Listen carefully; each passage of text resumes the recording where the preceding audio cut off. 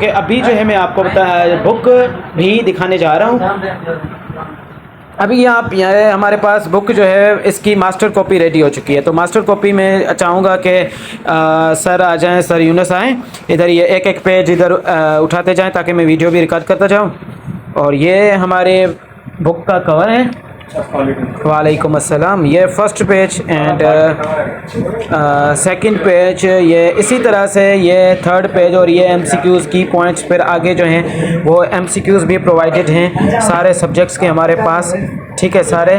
और इस तरह से ये जो है इतना जो है हैवी बुक आपको जो है डिस्पैच कर दिया जाएगा जैसे ही आप जो है ऑर्डर करेंगे। तो इंशाल्लाह आई होप इसकी complete detail how to order की मैं आपको जो है वो प्रोवाइड कर दूंगा। So this was my team and this was my printing agency Syed, and inshallah see you in the next lecture. Sorry, this is not the lecture. Inshallah I see you in the video. This was only the mini vlog with Mr. Zulfikar Memon and Yunus Memon sahab.